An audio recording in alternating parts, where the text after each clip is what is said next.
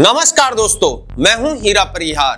क्या गौतम अडानी की मुश्किलें बढ़ने वाली हैं या ये उनकी सबसे बड़ी कानूनी जीत की शुरुआत है?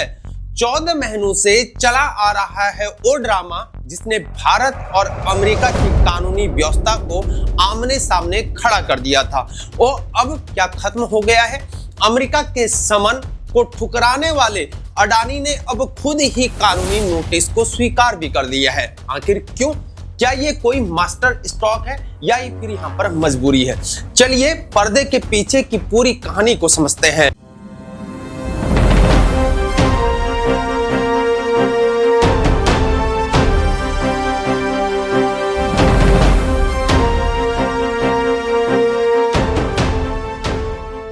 दोस्तों, खबर न्यूयॉर्क के ब्रुकलिन फेडरल कोर्ट से आ रही है। अरबपति गौतम अडानी और उनके भतीजे सागर अडानी ने यूएस सेक्शन यानी कि यहां पर यूएस की सिक्योरिटीज एंड एक्सचेंज कमीशन के सिविल फ्रॉड मामले में कानूनी नोटिस स्वीकार करने पर यहां पर सहमति दे दी है। अब इसका मतलब आखिर क्या है? अब किसी जज को ये यहां पर फैसला नहीं लेना पड़ेगा कि नोटिस कैसे भेजा जाए। अडानी के वकीलों ने यह कह दिया है कि दीजिए नोटिस हमें, अब जवाब देने को हम तैयार हैं। और कोर्ट ने उन्हें अपनी बात रखने के लिए 90 दिनों तक का वक्त भी दे दिया है। लेकिन कहानी यहां पर इतनी सीधी भी नहीं है। पिछले 14 महीनों से एक अजीब यहां पर डेडलॉक चला आ रहा था। यूएस सेक्शन ने भारत के कानून मंत्रालय से मदद मांगी थी कि अडानी तक ये पेपर पहुंचाए जाए, लेकिन भारतीय मंत्रालय ने बार बार इसे ठुकरा दिया। कभी ये कहा गया कि सील नहीं है, कभी ये कहा गया कि इसमें सिग्नेचर ठीक नहीं है।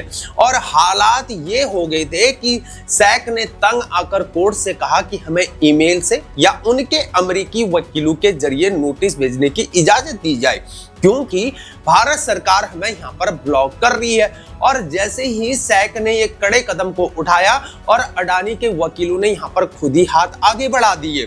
और इसे कहते हैं यहाँ पर सीधे टकराने से बेहतर है यहाँ पर नियम के साथ ही खेलना जरूरी है। अब बात करते हैं उस खिलाड़ी की जो अडानी का केस यहाँ पर लड़ रहा है, और उसका नाम है रॉबर्ट जोफ्रा जूनियर। ये कोई मामूली वकील तो है नहीं यहाँ पर, ये उसी फर्म के को चेयर है जो डोनाल्ड ट्रंप का केस लड़ रही है।